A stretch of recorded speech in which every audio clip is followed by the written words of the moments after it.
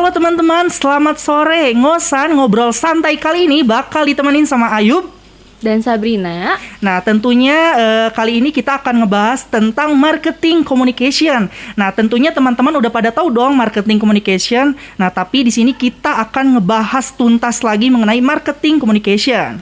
Nah, Yup, yang aku tahu nih kalau markom itu tuh merupakan suatu profesi yang vital di sebuah perusahaan, dan profesi itu tuh sekarang tuh lagi ngetren banget gitu, lagi di generasi sekarang gitu.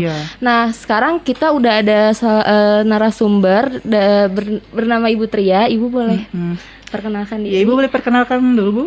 Selamat sore. Ya, kenalkan saya Tria, Marketing Communication di Trans Studio. Wow. Tuh teman-teman, sekarang kita kedatangan tamu yang spesial dari Trans Studio. Kita bakal ngebahas nih marketingnya tuh seperti apa, ya kan? Baik Ibu, Ayu mau bertanya nih sama Ibu, apa sih Bu yang membedakan marketing communication sama marketing biasa lainnya, Bu? Kalau kita bicara marketing communication, tentunya itu ada bagiannya dari marketing, karena ada marketing dan communication. Itu sesuatu yang ada dua hal ya di sini. Kalau kita bicara marketing dulu nih, marketing tuh nggak lepas dari yang namanya produk, place, price, dan promotion. Nah, kegiatan promotion dan marketing communication ini bersinggungan.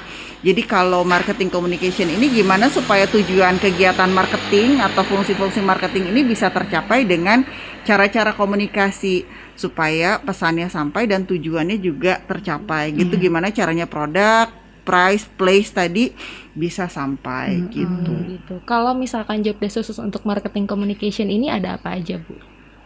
Kalau bicara job desk itu balik lagi ke fungsi-fungsi yang ada di integrated marketing communication biasanya. Tapi tujuan utamanya sama. Yang utama adalah membangun brand. Jadi fungsi atau tujuan utamanya atau job desk utamanya seorang marketing communication adalah brand building. Gimana caranya membangun brand? Nah, membangun brand itu dengan berbagai cara. Bisa lewat advertising, bisa lewat PR and publicity, bisa lewat event, bisa lewat sales promotion, bisa direct selling dan sebagainya, ataupun sosial media gitu. Jadi memang itu job desk yang ada di marketing communication tadi. Oh iya. Kalau yang diperlukan seorang marketing tuh apa, Bu? Seorang marketing communication, yang pasti kemampuan komunikasinya yang utama. Jadi kan kalau kita bicara komunikasi pasti nggak lepas dari kemampuan menulis, kemampuan public speaking gitu kan. Terus kemudian yang diperlukan juga adalah kemampuan untuk melakukan riset pasar. Karena tujuan utamanya adalah kalau seorang marketing communication si brandnya sudah di-build, tapi ada yang beli atau enggak, laku atau enggak. Nah, kita nggak bisa melakukan kegiatan kalau nggak tahu pasarnya siapa, targetnya seperti apa, kesenangannya mereka seperti apa gitu kan. Jadi kemampuan yang harus dimiliki juga selain kemampuan komunikasi adalah riset pasar. Ibu kalau sebagai markom itu ada tantangan atau hambatannya tersendiri nggak sih gitu, yang Ibu alami gitu selama menjadi markom? Hambatan pasti ada ya, di semua pekerjaan juga ada hambatannya. Maksudnya kalau kita lihat yang namanya markom kan pasti nggak lepas dari media. Media pun terus berubah. Kalau dulu mungkin waktu saya awal-awal kerja cukup dengan bikin iklan aja di koran gitu kan, cukup, atau radio lah, atau TV. Kalau sekarang kan bergeser, ada sosial media, ada podcast juga ya kan. Sosial media juga macem-macem. Yang paling baru juga TikTok nih ada lagi gitu kan. Jadi tantangannya pasti besar kan, berarti seorang markom harus bisa juga tuh media-media yang baru. Harus gitu. menguasai semua media yang lagi ngetren gitu. di sekarang sih. Tadi ngebahas tentang promosi ini. Apakah marketing communication itu harus banget gitu, Bu, bisa melakukan promosi-promosi kayak gitu? Harus, karena sebetulnya tujuan dari promosi ini kan supaya pesan itu sampai. Jadi, cuman untuk menyampaikan pesan ini kan menggunakan channel-channel. Nah, kita pilih nih channelnya yang paling tepat seperti apa untuk kita melakukan kegiatan promosi gitu. Dan yang perlu diingat sekarang, atau mungkin maksudnya salah satu yang menurut saya baik untuk dilakukan seorang markom adalah kalau melihat dari brand-brand yang sangat besar adalah kemampuan storytelling. Jadi maksudnya berpromosi menggunakan storytelling. Banyak brand-brand besar dunia yang memang berhasil dengan menggunakan cara promosi storytelling tadi. Jadi bukan hanya pasang iklan doang, tapi memang iklannya punya cerita. Jadi customer pun merasa berada dalam atau menjadi bagian dari cerita itu. Dan dirinya menjadi bagian dari si produk tersebut gitu. Jadi produknya menjadi dekat karena merupakan bagian dari dirinya. Jadi itu adalah fungsi-fungsi si storytelling tadi gitu. Terus kalau misalkan struktur tentang marketing komunikasinya itu gimana Bu gitu? Kalau struktur di pekerjaan gitu ya? Iya, struktur di pekerjaan. Kurang lebih sih balik lagi ke kayak yang tadi fungsi-fungsi yang tadi. Iya. Cuman kalau dilihat sekarang banyak perusahaan yang memang juga terutama masa pandemi ini ya, pegawainya nggak terlalu banyak. Jadi misalnya sebelumnya fungsi advertising ada banyak gitu kan, advertising pun misalnya ada yang khusus untuk cetak, ada yang untuk elektronik gitu. Mungkin sekarang hanya satu, tapi maksudnya ada fungsi advertising, ada fungsi PR kalau dilihat dari struktur. Event mungkin kalau memungkinkan. Tapi kayaknya mungkin pandemi ini juga event belum ada gitu kan. Mungkin fungsi itu bisa dihilangkan dulu gitu kan, atau di freeze dulu sekarang gitu kan. Tapi tetapi dalam markom sendiri kalau idealnya tergantung perusahaannya ya, itu fungsi integrated marketing communication itu bisa dilakukan gitu kan. Dan juga digital tadi. Digital ini. Kalau peran dan garis besarnya markom dalam sebuah perusahaan itu apa Bu? Perannya tentunya sangat penting karena kita bicara gini deh, kalau kita bicara sebuah produk mau dijual, tapi nggak ada yang ngomong, nggak ada yang memperkenalkan kepada masyarakat, apakah masyarakat akan tahu gitu kan? Jadi tentu saja perannya markom sangat penting dalam sebuah perusahaan. Cuman mungkin yang membedakan kalau dari fungsi komunikasi saja itu cukup memperkenalkan, tapi ketika menjadi marketing communication, memperkenalkan pun ada targetnya, gimana supaya si produk itu ada yang beli. Ada yang beli, tertarik untuk membeli, pengen beli lagi, atau bisa menyampaikan ke orang, beli deh produk ini gitu kan. Nah itu yang maksudnya makanya markom tuh penting banget, karena nggak bisa gitu kan sebuah perusahaan atau apalagi perusahaan yang besar gitu ya.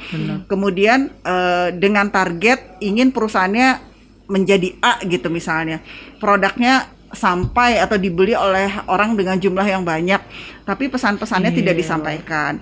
Orang bagaimana bisa tahu manfaat dari produk tersebut? Betul. Bagaimana orang bisa tahu bahwa produk ini beda dengan produk A, beda dengan produk B gitu kan? Keunggulannya seperti apa gitu kan? Jadi ya fungsi markom itu penting sekali gitu dalam sebuah perusahaan. Kalau misalkan tugas markom di real di kehidupan nyatanya tuh seperti apa sih yang Ibu lakukan gitu? Balik lagi beda-beda ke setiap perusahaan gitu kan. Iya, kalau misalnya simpelnya kayak perusahaan-perusahaan besar nih, ambil contoh nih Starbucks nih misalnya Starbucks tuh jago banget di storytelling gitu kan. Jadi dia bukan hanya bikin iklan tentang minum kopi, kan nggak seperti itu, tapi dia masuk ke lingkungan misalnya kan, dia peduli dengan kayak tadi pagi tuh saya baca di sosmednya Starbucks udah bawa sedotan yang yang stainless, yang bukan sekali pakai terus dilipat gitu kan. Jadi maksudnya kan dia masuk dengan isu-isu lingkungan gitu kan. Orang jadi ngerasa kalau beli Starbucks terus pakai produknya Starbucks, saya kan jadi ikut menyelamatkan bumi gitu kan misalnya gitu. Jadi ya bisa dikaitkan seperti itu untuk sebuah produk. Jadi ketika dikaitkan dengan apa yang dilakukan di perusahaan, markom balik lagi tujuannya dari perusahaannya seperti apa, mau mengkomunikasikannya seperti apa, mau ditwist pakai sistem si cara-cara tadi storytelling, atau memang anggaran iklannya banyak banget, udahlah iklan aja terus. Kayak misalnya perusahaan rokok zaman dulu itu kayaknya iklan aja terus gitu kan, pasang iklan terus di TV. Tapi kemudian seiring waktu kan banyak regulasi, iklan-iklan di TV juga udah dibatasi untuk rokok. Nah mereka lebih soft nih sekarang masuknya gitu kan, masuk ke event misalnya. Jadi markomnya bikin event-event banyak, bikin kompetisi misalnya seperti itu. Jadi kalau dilihat gimana sih sebenarnya pekerjaan markom di lapangan, itu bisa macam-macam gitu kan, bukan cuma bikin iklan doang, tapi bisa bikin event seperti tadi markom-markomnya rokok mungkin sekarang lebih banyak masuk ke event gitu. Iya, kayak di event musik, konser. Iya, gitu seperti itu, macam-macam banget.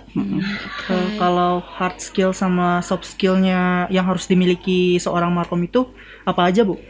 Kalau hard skill udah pasti komunikasi tadi ya, terus kemampuan riset pasar. Kemampuan komunikasi ini juga bukan hanya tentang public speaking, bukan hanya kalau ada wartawan terus maju di depan gitu kan, bukan gitu kan, karena kemampuan menulis juga yang utama kalau menurut saya. Jadi pekerjaan markom itu banyak sekali yang terkait sama menulis, mulai menulis dari yang simpelnya nih teks buat sosmed.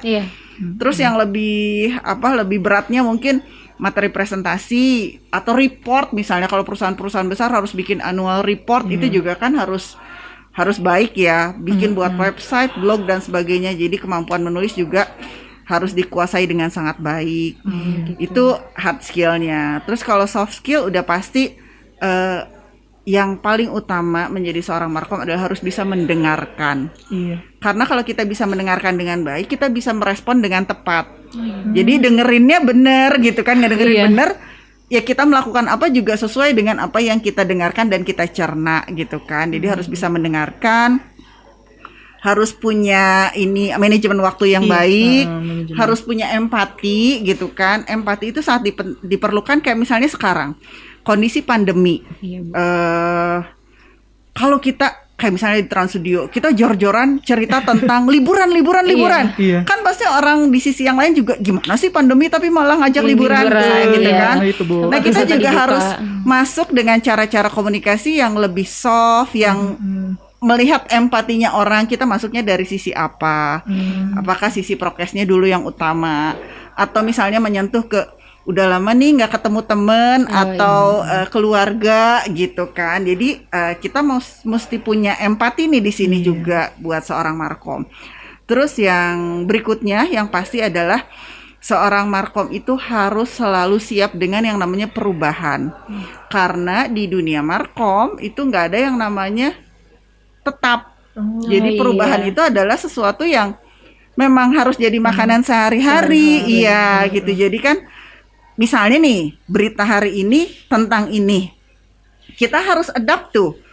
Besok mungkin kita harus bikin promo yang sesuai dengan trennya sekarang gitu kan. Iya, jadi harus mau baca terus, harus update terus gitu kan dengan kondisi saat ini yang lagi tren apa. Yaitu tadi misalnya media juga harus disesuaikan yang tren sekarang seperti apa, yang digunakan lah ya, bukan tren maksudnya yang banyak digunakan yang banyak digunakan dengan target pasar kita. Kalau misalnya target pasarnya anak muda ya sosial media. Tapi kalau misalnya produknya adalah untuk bapak-bapak yang umur 60-an mungkin baca koran, mungkin masih tetap harus lewat koran gitu kan, atau misalnya cukup SMS aja gitu kan.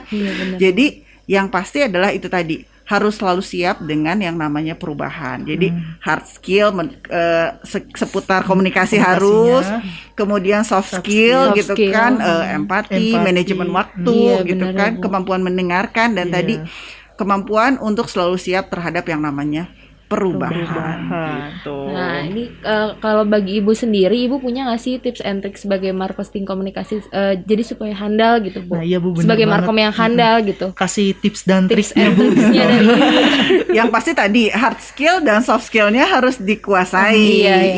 Dan terus ya itu tadi harus adapt sama yang namanya perubahan.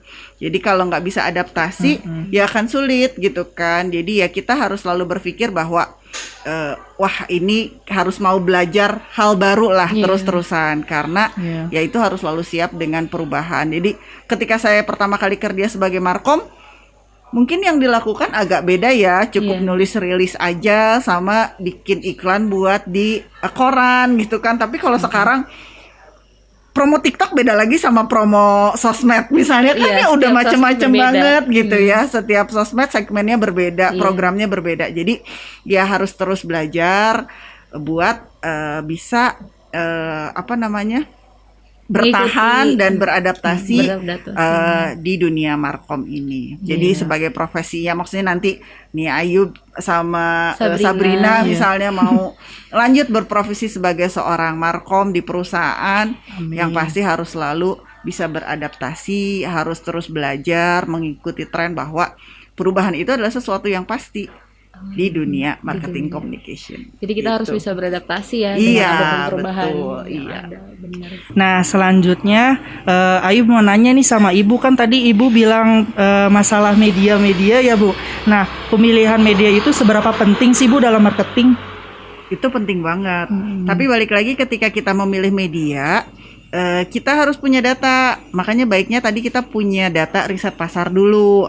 Jadi kita punya catatan nih, kira-kira dari si produk atau maksudnya dari brand kita ini yang beli siapa, ya kan? Yang beli siapa. Jadi kalau misalnya kita udah tahu nih brandnya untuk anak muda, sudah pasti kan medianya harus tepat untuk anak muda. Apakah masih cocok pakai radio? Kalau misalnya pakai radio, radionya radio apa misalnya kan? Kalau pakai sosial media, kira-kira yang paling tepat yang mana gitu kan? Itu juga balik lagi pemilihan medianya juga tergantung brandnya. Kayak sekarang kalau yang saya tahu produk-produk skincare tuh banyak banget pakai TikTok milihnya ya, karena cepat. Terus maksudnya maksudnya bisa banyak kan ininya apa namanya? Menjangkaunya gitu. Menjangkaunya banyak, kemudian variasi videonya juga bisa dibuat sangat banyak gitu kan. Kalau kita bikin video tapi terus ditayangkan di TV, kan itu proses buat bikinnya juga panjang gitu kan. Terus nggak bisa gonta-ganti terus-terusan gitu kan, karena proses pembuatannya juga panjang gitu kan. Jadi ya itu tadi pemilihan medianya tadi. Kalau misalnya apalagi produknya yang gampang ganti-ganti nih misalnya kayak lipstick misalnya berbagai warna, kalau mau masuk di TV berapa kali harus ganti di TV kan. Kalau misalnya masuk di TikTok kan bisa ya hari ini misalnya sehari aja bisa upload 3 kali misalnya tentang 3 warna lipstick misalnya kan. Jadi pemilihan media itu satu tergantung audiens kita, kemudian tergantung produknya juga gitu kan. Kalau produknya memang membutuhkan banyak visual ya tentunya TikTok lebih tepat misalnya. Tapi kalau misalnya mau yang imajinasi misalnya kan mungkin perlu visual yang baik mungkin di Instagram supaya feeds-nya baik gitu kan, seperti itu. Jadi kita lihat nih produknya apa, customernya siapa, umurnya berapa, terus akan lebih baik lagi kalau kita tahu behaviornya seperti apa. Jadi kita juga bisa lebih targetednya lebih baik. Ya maksudnya kalau di sosial media apalagi sekarang lebih mudah karena ada jamnya, jam berapa mereka lihat, hari apa, terus gender, umur segala macam kan udah ketahuan gitu kan. Jadi akan lebih mudah buat kita masuk menggunakan media di saat yang paling tepat tadi gitu. Dan kalau misalkan di dalam markom itu budaya itu seberapa pentingnya sih Bu gitu? Balik lagi kalau markom, budaya dan markom sebetulnya balik lagi ke perusahaan sih. Budaya setiap perusahaan beda-beda. Jadi kita juga menyesuaikan sebagai markom dikaitkan dengan budaya perusahaannya. Ada yang gayanya memang sangat kaku misalnya karena memang harus strict. Biasanya itu kayak misalnya banking, financial institution. Biasanya memang kan peraturannya juga banyak, ada peraturan BI, ada OJK dan sebagainya gitu. Jadi biasanya memang sangat strict ya. Dari materi-materi komunikasinya juga mereka menyampaikan strict lah gitu. Tapi kalau yang produk-produknya lebih cair misalnya consumer goods, tentunya itu beda lagi budaya perusahaannya juga beda-beda gitu. Atau kayak yang sekarang startup itu kan gayanya malah budaya perusahaannya mungkin muda banget, nunjukin cepat, bebas berekspresi, nunjukin muda, bebas berekspresi, berinovasi terus gitu kan. Itu juga kebawa sama karakter budaya perusahaan di karyawannya dan juga cara komunikasinya. Kayak misalnya kalau saya perhatiin kalau di startup misalnya kayak Gojek ataupun Grab itu ganti-gantinya sangat cepat karena memang kan budaya perusahaannya juga nunjukin bahwa mereka terus berubah, terus berinovasi gitu kan, seperti itu. Kalau kayak misalnya di Trans Studio karena harus yang keluar fun, ya kita coba keluarkan yang fun gitu. Tadi juga ngebahas tentang iklan Bu. Nah, iklan yang efektif itu iklan yang seperti apa Bu? Iklan yang diingat. Yang diingat. Iya, iklan yang Seperti diingat. apa tuh Bu yang diingat? Kalau terus terang saya tuh udah lama, kalau TV udah lama nggak pernah nonton TV ya. Iya. Tapi kalau iklan yang diingat, kayak tadi nih yang saya cerita, tadi saya baru lihat iklannya si Starbucks di sosmednya, itu langsung saya ingat karena dia pakai baju casual gitu, terus dia bawa kayak gantungan kunci, dia iketin di di kaitannya celana gitu kan, maksudnya itu eye catching gitu ya, dengan dandanan biasa, terus si gantungannya warna pink gitu, itu kayak keinget aja, oh kayak gitu tuh memang earth friendly misalnya, seperti itu gitu ya kan. Kalau jadi maksudnya kalau kita bicara iklan juga, atau misalnya ketika kita membangun brand, tentunya ada yang namanya brand association. Kalau kita bicara brand association, paling simpel adalah warna. Kayak misalnya Coke aja, air soda, minuman soda. Kan udah identik, yang warna merah siapa, yang warna hijau siapa, ya kan? Identik sendiri. Yang kalengnya merah itu siapa, udah tahu lah, tinggal disebutin aja warna kalengnya merah gitu. Itu udah termasuk brand association. Menjadi ciri khas sendiri Bu. Jadi ciri khas sendiri. Atau kalau dulu telepon seluler itu kan warna-warni, ada merah, ada kuning, ya kan, udah tahu warna merah si ini, warna kuning si ini gitu kan. Jadi kalau kita membuat iklan juga harus selalu ada guidance-nya tadi supaya keinget, pasti kayak Telkomsel kah, atau maksudnya brand A, brand B, brand C memasukkan si identitasnya tadi, ada merahnya, ada kuningnya gitu, supaya keinget yang pasti. Kalau dalam marketing communication ini tuh etika yang harus diperhatikan itu ada apa aja Bu? Sebetulnya sama sih kayak etika pers ada ya, pastinya kan, supaya tidak menimbulkan sara, tidak menyinggung, nggak ada sara, unsur pornografi biasanya kayak gitu. Karena kalau di Indonesia juga kan ada etika pers ya, jadi kita juga ngikut biasanya apa sih yang boleh dan nggak boleh gitu.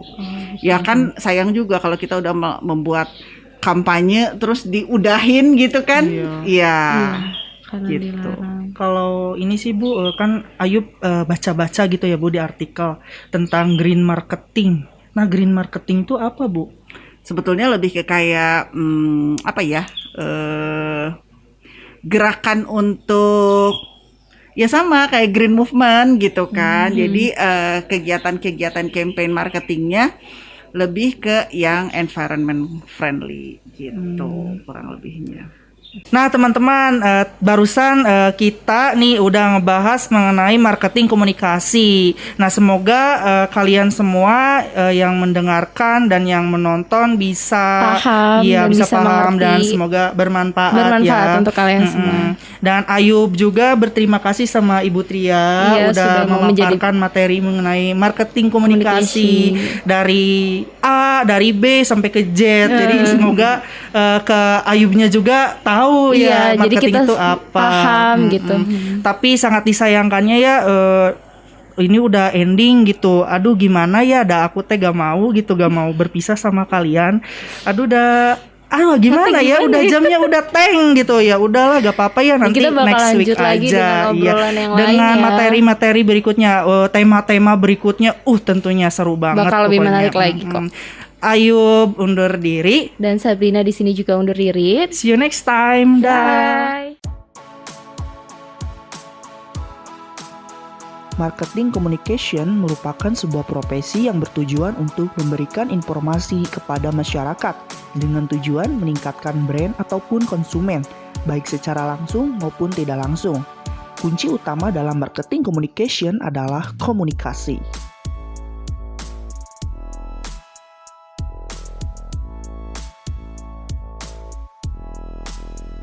Hal yang terpenting dalam konsep marketing communication adalah cara pemasaran kepada segmen yang disasar.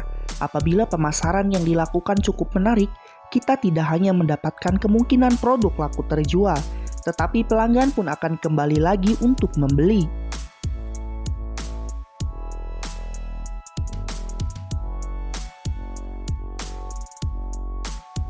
Tugas seorang marketing communication yaitu melakukan promosi, melakukan iklan, memasarkan produk secara langsung, bernegosiasi secara langsung, dan berhubungan dengan baik dan tidak memutus hubungan dengan pihak lain.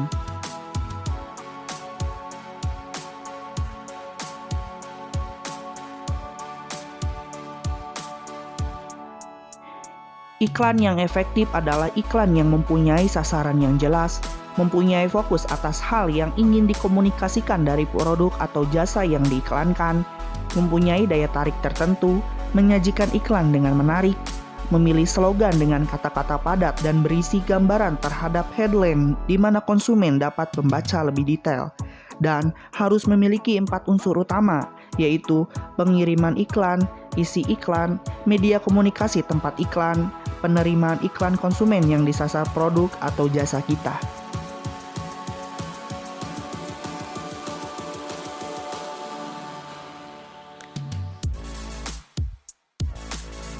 Marketing itu payung besar di sebuah industri.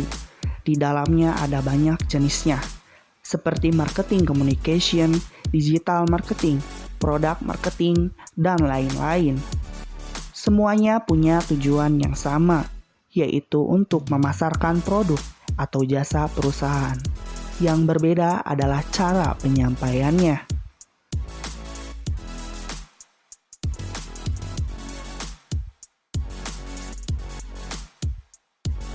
Marketing communication sangat penting karena marketing communication menciptakan brand awareness untuk masyarakat. Kemudian marketing communication berperan sebagai pengubah persepsi masyarakat serta memotivasi pembeli untuk membeli lagi.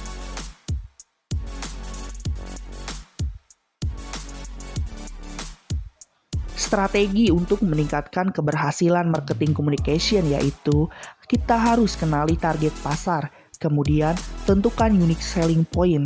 Setelah menentukan unique selling point, marketing harus konsisten dengan pesan brandnya. Kemudian, sesuaikan bahasa dan gaya berkomunikasinya, dan pilih saluran marketing yang tepat.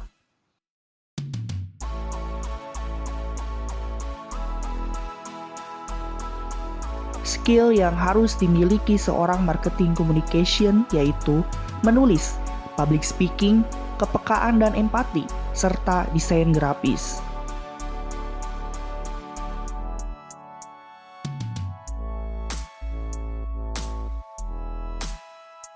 Tips-tips sukses menjadi seorang marketing communication. Yang pertama, buat strategi dan target konsumen. Buatlah kegiatan promosi yang dapat menarik minat pelanggan, misalnya dengan memberikan potongan harga, menawarkan bonus, dan lain-lain.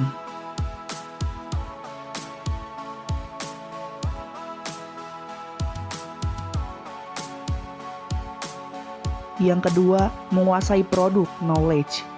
Mengetahui segala informasi tentang produk atau jasa yang ditawarkan, maka secara tidak langsung dapat membantu kita untuk meyakinkan konsumen.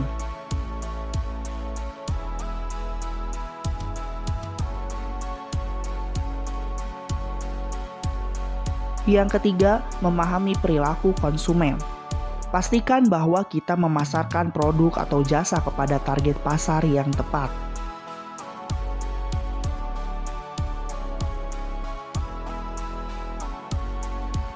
Yang keempat, memperluas jaringan bisnis dan pertemanan.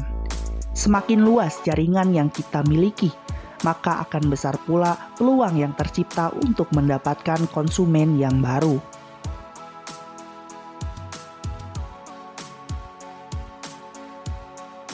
Yang kelima, memperhatikan respon konsumen. Bila pelanggan puas dengan produk atau jasa kita, cantumkan respon tersebut sebagai bukti nyata untuk memperkuat keunggulan produk yang ditawarkan. Namun jika respon kurang memuaskan, jadikan sebagai bahan evaluasi.